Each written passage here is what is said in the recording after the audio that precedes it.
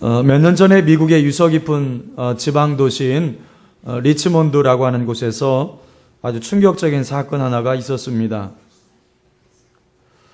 40대 중년 여성이 자기 아파트 입구에서 복면을 한 괴한에게 폭행을 당해서 그 자리에서 숨져간 것입니다.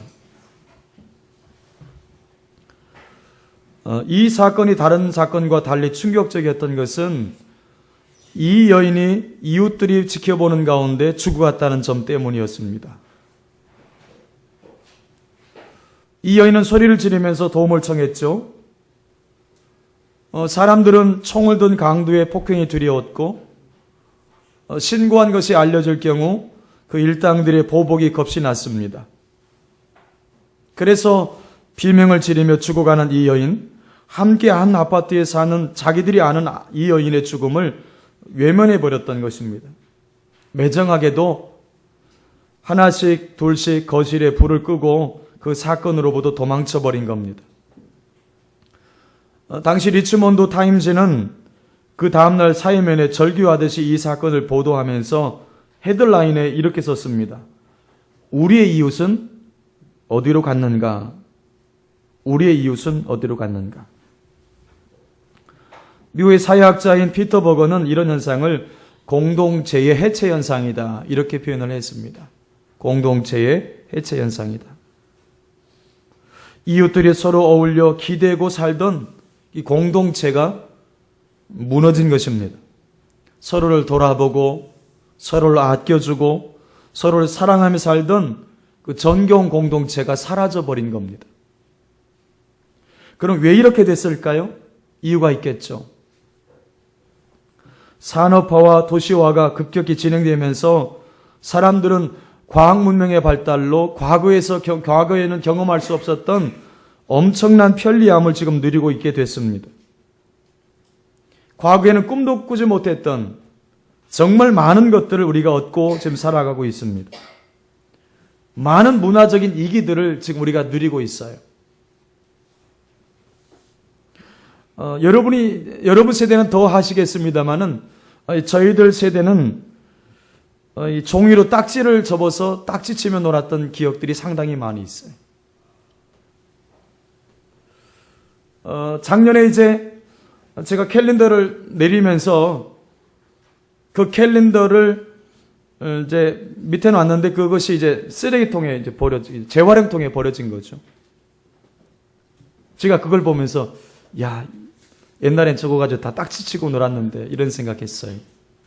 버려지는 종이가 있을 수가 없었어요. 다 딱지 만들어 놀았고 심지어는 신문지를 가지고 화장실에서 사용했던 그런 시대에 살지 않았습니까?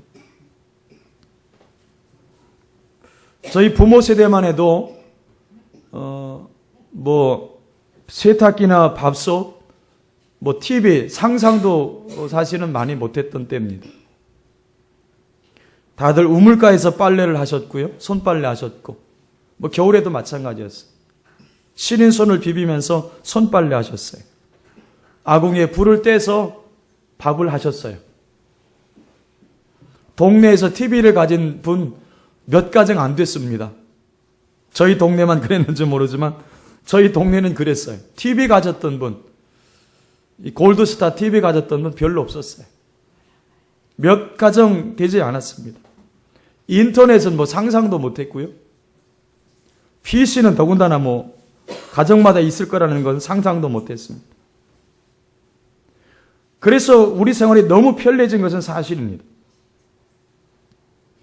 여러분, 그렇지만 우리가 과학주의나 물질 만능주의에 깊이 빠지게 되면서 너무도 중요한 것을 잃어버리고 살고 있다는 거죠. 그것이 뭐냐면 우리의 따뜻한 마음을 잃어버린 거예요. 서로 돌아볼 여유로운 마음을 잃어버렸어요. 그 결과 삭막하고 정말 거친 세상이 되어버렸습니다. 그래서 우리 주변에 진정한 이웃이 사라지게 된 것이죠. 여러분, 그러면 오늘 교회는 어떨까요? 교회는 좀 다를까요? 사도행전 2장에 보면 교회는 본래 믿는 사람들이 더불어 사는 믿음의 공동체였습니다. 특별히 사도행 2장 44절에 보면 믿는 사람이 다 함께 있어 라는 말씀을 합니다. 원래 교회는 믿는 사람들이 함께 있는 곳이었어요. 함께 떡을 떼고 함께 기도하고 함께 예배하고 그리고 함께 일하는 곳, 함께 봉사하는 곳이었어요. 무엇이든지 함께 하는 곳이 교회였습니다. 함께 울고 함께 웃는 곳, 그게 교회의 모습이었어요. 아마 그들은 신혼여행도 함께 가지 않았을까 싶어요. 사도행 4장에 보면 성도들이 함께 있을 수밖에 없었던 이유를 설명하는 구절이 나오는데 이렇게 되어 있습니다. 믿는 무리가 한 마음과 한 뜻이 되어 모든 물건을 서로 통용하고 자기 재물을 조금이라도 자기 것이라 하는 이가 하나도 없더라. 성도들이 함께 있을 수 있었던 이유가 뭐라고 설명되어 있냐면 한 마음이 되었기 때문이다. 한 마음이 되었기 때문이다. 한 마음이 되었기 때문에 함께 있고 싶어졌고 뜻이 하나가 되니까 함께 떡을 떼고 함께 기도할 수 있었다는 겁니다. 여러분 그렇습니다. 교회다운 교회는 성도들의 마음이 하나가 된 교회입니다. 한 마음을 바탕으로 하나의 공동체를 이룬 곳, 그곳이 교회예요. 그러나 오늘 우리 교회는 어떨까요? 오늘의 교회는 어떤 모습일까요? 믿음의 공동체의 모습을 점점 다 잃어가고 있다는 거예요. 공동체성, 공동체 의식이 점점 약해지고 있어요. 단지 주일에 예배 보러 한 자리에 모였다가 흩어지기 바빠요. 마치 좋은 연극이나 콘서트를 관람하듯이 몰려왔다가 흩어지기 다 바빠요. 이번 주 금요 부흥회가 있었는데 이제 개인적으로 기도하라고 이렇게 시키고 나면 집에 껌 붙여놓고 왔는지 그냥 제가 내려가면 언제 사람들 하나도 없어. 다 어디 가버렸어. 너무너무 정신없이 바빠. 왜 이렇게 됐을까요? 교인들이 서로 마음을 나누지 못했기 때문입니다. 교인들이 물리적으로 한 자리에 모이긴 했지만 서로 한 마음을 이루지 못했어요. 서로 하나라는 생각, 서로 하나가 돼야 되겠다는 생각조차도 지금 현재 없는지도 모르겠어요. 그래서 모두가 낯설고 모두가 남입니다. 여기에 현대교회 문제가 있어요. 그리고 현대 그리스도인의 문제가 여기에 있어요. 킴볼과 무디 에피소드를 한번 나누고 싶습니다. 이 킴볼이라고 하는 이분은 교회에서 주일학교 아이들을 가르치는 교사였습니다. 그는 무디라고 하는 아이가 교회에 나오지 않자 걱정이 됐어요. 그래서 사람들에게 물어서 무디가 일하는 구두방으로 찾아갔습니다. 무디는 생활이 어려워서 학교 다니기가 매우 어려웠고 어려서부터 구두 수선을 하면서 생활을 해야만 했습니다. 무디는 아무도 자신에게 관심이 없을 거라고 생각을 했었는데 하지만 킴볼은 그를 기억하고 그가 일하는 곳까지 찾아와 주었어요. 놀랍게도 킴볼은 무디의 손을 붙잡고 그를 위해서 이렇게 기도해 주었습니다. 하나님, 무디가 하나님 앞에 영향력 있는 인물로 쓰임받게 도와주세요. 그 기도가 응답이 됐는지 무디는 다시 교회를 찾았고 훗날 목사가 되어서 미국의 대부흥운동을 일으키는 놀라운 주축이 됐습니다. 한 소년에 대한 교사의 작은 관심이 이 소년을 위대한 미국의 리더로 세운 거예요. 지금 여러분 주변에 어떤 사람들이 있습니까? 여러분의 작은 관심이 한 사람의 인생을 바꿀 수 있다는 거예요. 한 사람의 인생을 바꾸는 정도는 아니어도 여러분의 작은 관심이, 여러분의 작은 마음이, 여러분의 작은 선물 하나가 한 사람의 인생을 응원해 줄 수는 있다는 거죠. 존 템플턴이라고 하는 사람은 타인에게 줄 수 있는 가장 큰 선물은 순수한 관심뿐이라는 걸 기억해라. 그런 말을 했어요. 실제로 우리가 줄 수 있는 것은 관심이에요. 그리고 관심이라고 하는 것은 사랑입니다. 사랑한다는 것은 관심을 갖는다는 말이고, 관심을 갖는다는 것은 사랑한다는 뜻이에요. 여러분, 사랑의 반대말이 미움이 아니라 무관심이라고 하지 않습니까? 우리가 사랑을 베푼다라고 하는 것은 관심을 갖고 있다는 것을 말해요. 오늘 본문의 말씀을 보면 우리 그리스도인들이 어떤 마음으로 살아야 되는지를 말씀해 주는 굉장히 중요한 부분입니다. 특별히 우리 성도들끼리 어떤 마음으로 살아가야 될 것인지를 말씀해 주는 부분이에요. 결론적으로 말씀을 드리려 보면 예수님의 심장으로 살라는 거예요. 예수 그리스도의 심장으로 살아가라. 예수 그리스도의 마음으로 서로 사랑하고 서로 돌아보고 서로 하나 되어 살라는 것입니다. 오늘 이 말씀을 통해서 예수님의 심장으로 살아갔던 한 사람, 오늘 바울을 만날 수가 있습니다. 그가 어떤 마음으로 어떤 자세로 살았는가를 살피면서 오늘 우리에게 주시는 교훈을 함께 나누려고 합니다. 첫째는 바울은 감사한 마음으로 살았습니다. 한번 따라해 보세요. 바울은 감사한 마음으로 살았다. 본문 3절과 4절을 같이 읽어보죠. 본문 3절 4절입니다. 시작. 내가 너희를 생각할 때마다 나의 하나님께 감사하며 기쁨으로 항상 간구함은, 제가 안 해도 여러분 하시면 돼. 간구할 때마다 너희 물리하여 기쁨으로 항상 간구함은. 자, 본문 3절에 보면 내가 너희를 생각할 때마다 하나님께 뭐 했다? 감사했다는, 감사했다. 바울은 빌립보 교인들을 생각할 때마다 하나님께 감사했다고 고백을 해요. 나같이 4절에 보면 너희 물을 위하여 기쁨으로 간구함은 이렇게 표현했습니다. 자, 빌립보 교인을 향한 바울의 두 마음이 담겨 있는데 하나는 감사하고 하나는 기쁨이었다는 거예요. 이게 얼마나 놀라운 말인지 모릅니다. 여러분, 어떤 대상을 놓고 우리가 기도할 때, 어떤 대상을 생각할 때에 그 사람을 향해서 감사가 되고 그 사람을 향해서 기쁨이 된다라고 하는 것은 굉장히 중요한 거죠. 바울에게 빌립보 교회는 감사였고 기쁨이었다는 거예요. 빌립보 교인들은 바울이 낳은 영적인 자녀들입니다. 그가 2차 전도여행 때 성령의 인도로 빌립보로 건너가서 처음 빌립보 교회를 세웁니다.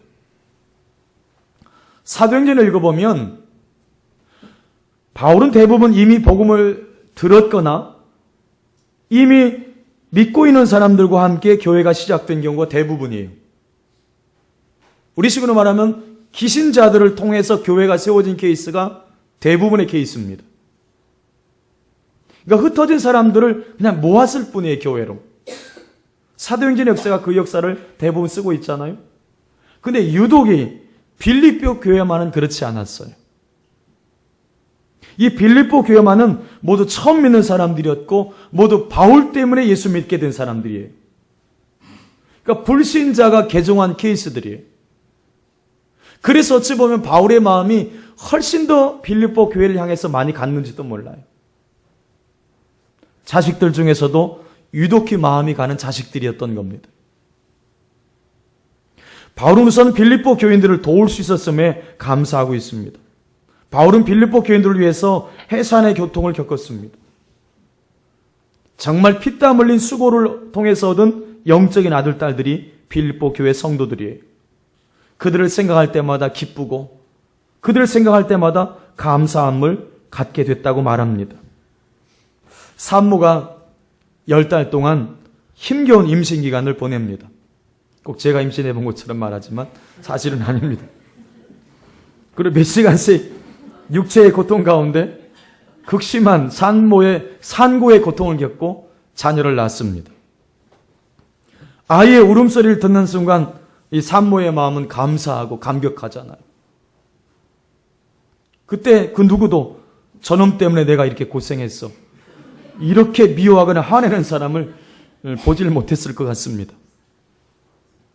그냥 건강하게 태어나준 것이 감사하고 힘차게 울어준 것이 얼마나 감사한지, 건강한 아이가 내 옆에 있다는 것 하나만으로도 얼마나 감사한지, 앞으로 이 아이 때문에 수많은 고생의 시간이 필요하지만 그럼에도 불구하고 얼마나 감사합니까?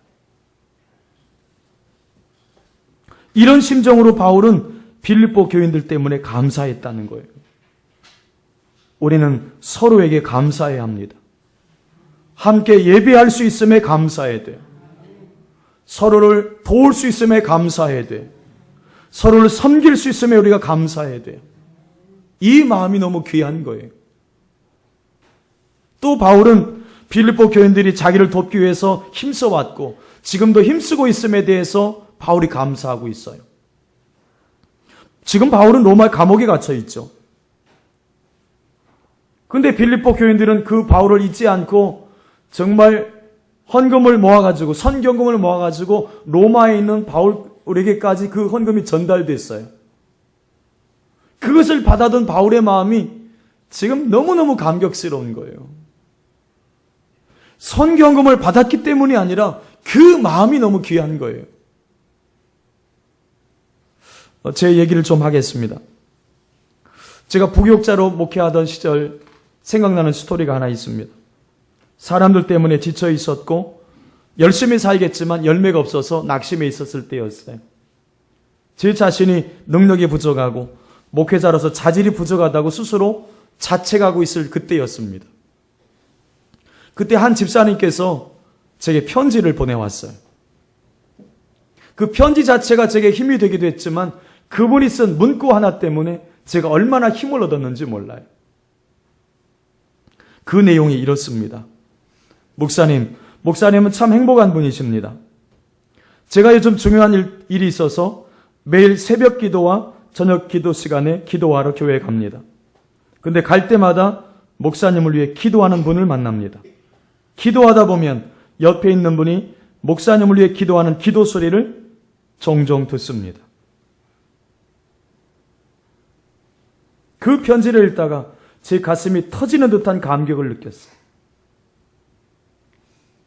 그리고 제가 잊고 있었던 한 가지 사실을 다시 확인할 수 있었습니다. 나는 더 이상 나 혼자가 아니라는 사실. 누군가 나를 위해서 기도해주고 있다는 사실. 그 사실을 다시 한번 깊이 깨닫는 계기가 됐습니다. 여러분 그렇습니다. 우리는 혼자가 아닙니다. 우리가 힘겹고 어려울 때에 우리를 생각해주는 사람들이 있어요. 우리를 위해서 따뜻한 도움의 손길을 펴는 사람들도 있고 우리를 위해서 기도해주는 사람들이 있어요. 내 눈에 보이지 않을 뿐이지 누군가 내 이름을 부르며 기도하는 사람들이 반드시 있어요. 여러분 이 찬양 기억하십니까? 당신이 지쳐서 기도할 수 없고 눈물이 빗물처럼 흘러내릴 때, 당신이 외로이 홀로 남았을 때 당신은 누구에게 위로를 얻나? 누군가 널 위해 누군가 기도하네. 내가 홀로 외로워서 마음이 무너질 때 누군가 널 위해 기도하네. 여러분, 우리 위해서 기도해주는 사람들, 우리에게 격려해주는 그 사람들, 여러분 이들이 있음을 알고 우리가 감사해야 합니다. 두 번째는 기억하는 마음으로 살았습니다. 본문 7절 말씀을 보십시오. 7절. 같이 읽어보겠습니다. 시작. 내가 너희 무리를 위하여 이와 같이 생각하는 것이 마땅하니 이는 너희가 내 마음에 있음이며 나의 맹과 복음을 변명함과 확정함에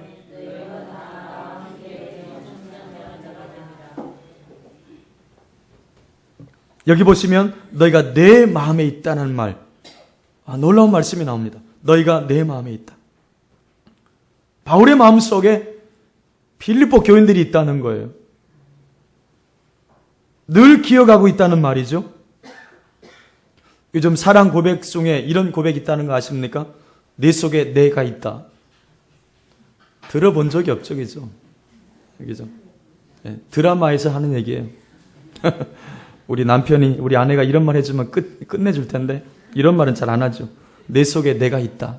너무 멋있는 것 같아요. 근데 오늘 바울의 고백 속에 그게 있어요. 바울의 마음 속에 빌립보 교인들이 있다는 거예요. 19세기를 대표하는 선교사를 꼽으라면 단연 리빙스톤을 꼽습니다. 그는 27세 때, 27살 때 하나님의 부르심을 받아요. 그리고 당시 아무도 거들떠보지 않는 아프리카 땅으로 떠납니다. 안식년이 되어서 잠시 영국으로 돌아왔던 리빙스톤에게 가족들과 교회 지도자들이 이제 영국에서 목회할 것을 권면을 했어요. 그때 리빙스톤은 아프리카 형제들이 나를 기다리고 있기 때문에 나는 다시 가야 된다고 말을 했습니다. 아프리카 형제들 생각 때문에 안식년을 다 채우지 못하고 바쁜 걸음으로 아프리카로 다시 떠났습니다. 그렇게 한평생 아프리카 땅에서 하나님의 복음을 전하다가 순교하게 되는데요. 34년 동안 아프리카 구석구석에 복음을 전했습니다. 기록에 보면 그가 선교하는 기간 동안에 여행한 거리가 2만 9천 마일쯤 되고, 더 놀라운 것은 그 사람 때문에 복음을 영접한 사람의 수가 60만 명이 넘는다는 거예요. 한 사람의 영향력이 놀랍잖아요. 그러던 그가 1873년 5월 4일에 하나님의 부르심을 받아요. 자, 이때 놀라운 일이 일어나는데요. 영국 교회는 위대한 선교사 리빙스턴을 웨스터민스터 사원에 모셔서 업적을 기리려고 했습니다. 후대에 남기려고 했던 거죠. 그런데 아프리카 토인들은 그 선교사를 보낼 수가 없었던 거예요. 자기들의 영원한 친구를 자기들 곁에 두고 싶어서 리빙스턴을 보낼 수가 없었던 거예요. 그런데 영국 교회의 간절한 청 때문에 보내지 않을 수가 없었다고 합니다. 그때 생각해 낸 것이 이거라고 그래요. 리빙스턴에 가까운 아프리카 친구였던 수지와 추마가 리빙스턴의 심장을 꺼내서 리빙스턴이 그렇게 아끼던 아프리카의 한 나무 밑에 묻었다 그래요. 그리고 나머지 시체를 건골로 만들어서 영국으로 보냈다는 겁니다. 예수님의 심장으로 살아간 사람이 바로 리빙스턴이었던 거예요. 지금 여러분의 마음에는 누가 있습니까? 혹시 여러분 자신만 있는 것은 아닙니까? 여러분의 가족들이 여러분 마음에 있어야 돼요. 우리 함께 신앙생활하는 우리 교우들이 여러분 마음속에 있어야 돼요. 특별히 어려움을 겪고 있는 성도들이 여러분 마음속에 있어야 되는 거예요. 주님은 우리 모두를 그 마음속에 담고 계십니다. 우리 모두를 기억하고 계세요. 우리 모두를 한순간도 잊지 않고 계세요. 여러분, 우리 주님처럼 여러분만 여러분 가슴속에 있는 것이 아니라 보다 많은 사람을 마음에 담고 기억하며 살아가는 정말 가슴 따뜻한 성도가 될 수 있기를 축복합니다. 마지막 세 번째 나누겠습니다. 기도하는 마음으로 살았다는 것입니다. 한번 따라해 보세요. 기도하는 마음으로 살았다. 바울은 자신이 빌립보 교인들을 위해서 기도하고 있노라고 밝히고 있습니다. 본문 4절에 보면 간구할 때마다 너희 무리를 위하여 기쁨으로 항상 간구함은, 간구할 때마다 너희를 위해서 기쁨으로 기도했다고 말씀한다는 거예요. 바울은 빌립보 교인을 위해서 기도하되 기쁨으로 기도했다는 거예요. 기쁨으로 기도했다. 사실 바울에게 기뻐할 것이 없어요. 지금 바울은 로마 감옥에 갇혀 있어요. 또 언제 순교의 잔을 마실지 예측도 안 되는 상황이에요. 근데 빌립보 교회를 생각할 때마다 기쁨이 생겨나고, 특별히 빌립보 교회를 위해서 기도할 때마다 기쁘다는 겁니다. 이 제랄도 호돈이라고 하는 성경신학자는 바울이 기뻐한 이유를 이렇게 설명했어요. 장차 하나님께서 빌립보 교인들과 함께 하시고 그들 안에 자기가 바라는 일들을 일으켜 주실 것이라는 확신이 그를 기쁘게 했다. 아마 여러분 주변에도 기도 부탁을 받는 분들이 아마 제법 있을지 모르겠어요. 목사는 교인들로부터 기도 부탁을 많이 받습니다. 어떤 분은 인사치레로 기도 부탁하는 분들도 있어요. 또 어떤 분은 그렇게 해야 된다고 생각하기 때문에 기도 부탁하는 사람들도 있어요. 그렇지만 어떤 사람은 정말 믿음을 가지고 진지하게 기도 부탁을 하는 분들이 있어요. 어찌됐든 그 많은 기도 부탁을 최선을 다해서 들어주려고 노력을 많이 합니다. 그렇지만 위에서 기도하다 보면 마음에 느껴지는 게 있어요. 아마 여러분들도 신앙생활을 오래 하다 보면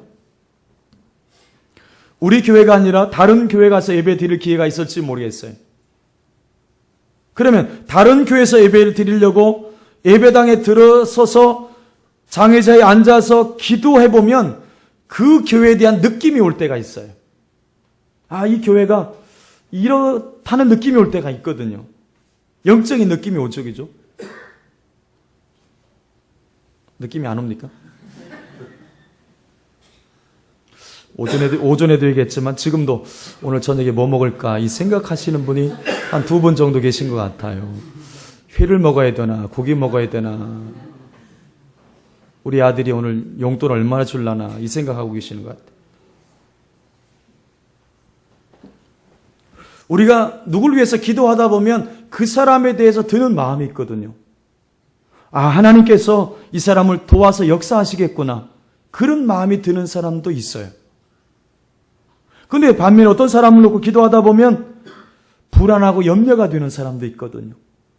저렇게 신앙생활하면 안 되는데, 기도를 쉬면 안 되는데, 그 사람에게 향한 어떤 하나님의 마음이 느껴질 때가 있어요. 심지어는 어떤 경우에는 그 사람을 놓고 기도하면 아, 하나님께서 이제 하나님의 채찍을 드시겠구나. 그런 두려운 마음이 들 때도 있어요. 그런 굉장히 마음이 무겁고 두렵습니다. 바울은 빌립보 교인들을 위해서 기도할 때마다 기쁨이 생겼다고 말해요. 이게 놀라운 말이에요. 이상보다. 믿음의 이웃들은 서로를 위해서 기도하다가 기쁨을 얻게 되고 힘을 얻습니다. 기도 부탁이 짐이 아니라 오히려 피차의 믿음을 키우는 매우 소중한 과정이 된다는 거예요. 내가 다른 사람을 위해서 기도하다가 오히려 내가 더 은혜를 받을 수가 있고, 내가 다른 사람을 위해서 기도하다가 내 믿음이 더 성장할 수도 있다는 말입니다. 이웃을 위해서 기도하는 것이 내게 큰 기쁨을 가져다 줘요. 내가 다른 사람을 위해서 기도하다가 내가 오히려 더 큰 축복을 받을 때도 있어요. 여러분, 이웃을 위해서 기도해 주시길 바랍니다. 특별히 어려움 가운데 있는 사람들을 위해서 여러분 기도해 주실 수 있길 바랍니다.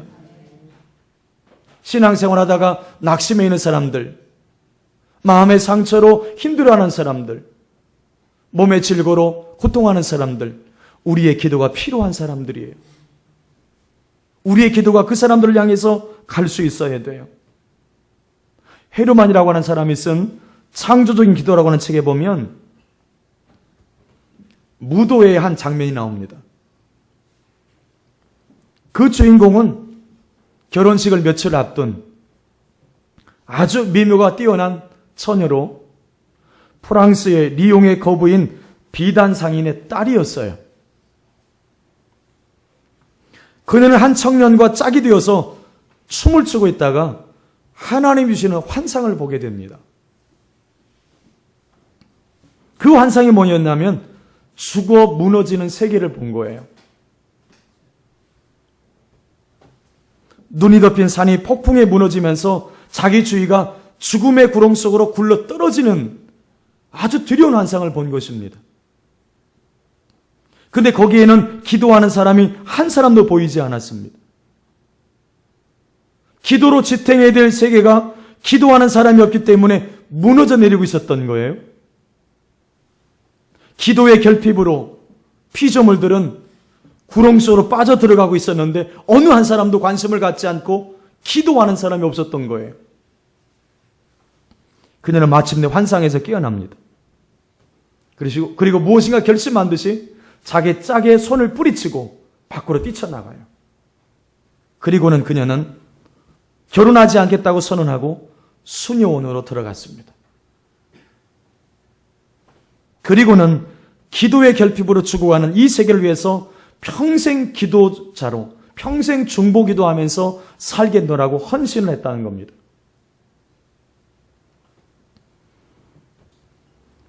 오늘날 얼마나 많은 사람들이 기도를 외면하고 죽음의 춤만을 추고 있는지 모릅니다. 그리스도인은 사람들을 위해서, 이 사람들을 위해서 기도해야 될 의무가 있는 거예요. 누군가는 우리 가정을 위해서 늘 기도할 수 있어야 돼요. 누군가는 우리 교회를 위해서 기도하는 자가 있어야 되는 거예요. 누군가는 우리 자녀를 위해서 늘 기도하는 사람이 있어야 되는 것입니다. 기도의 성자인 E.M. 바운즈는 그 사람을 가리켜서 기도의 파수꾼이라고 표현했습니다. 여러분, 가정에, 교회에 기도의 파수꾼이 필요해요. 오늘 여러분이 그 기도의 파수꾼이 될 수 있기를 바랍니다. 우리 집에 처음 감기를 가지고 들어온 아이가 우리 아들이에요. 우리 아들에게서 감기가 우리 아내에게 넘어갔어요. 저는 감기는 아니에요. 놀라지 마세요. 제가 목이 쉬었다고 해서 감기 걸렸다 생각하지만 그냥 목이 쉰 거예요. 자, 아내가 감기 걸렸어요. 그래서 아들한테 그랬어요. 아들, 감기 전염시키는 사람 되지 말고 은혜 전염시키는 사람 되라.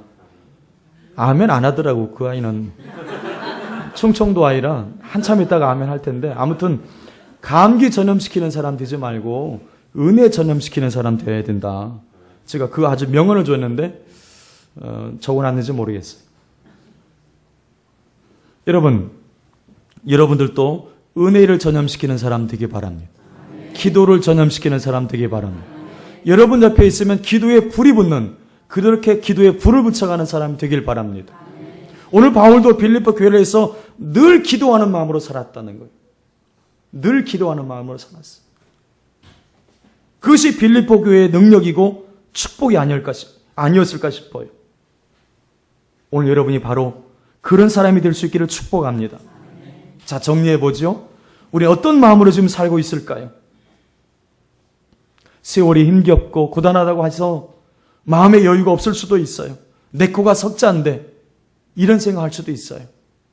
여러분, 그렇지만 여러분 어려울 때일수록 서로를 돌아보며 살 수 있기를 바랍니다. 서로가 서로에게 감사하고 서로를 기억하고 서로를 위해서 기도해주며 살 수 있기를 바랍니다. 이것이 바로 예수 그리스도의 마음이에요. 우리 주영광의 모든 성도가 이 뜨거운 예수님의 심장을 가지고 하루하루 살아가는 복 있는 자가 될 수 있기를 주님의 이름으로 축원합니다.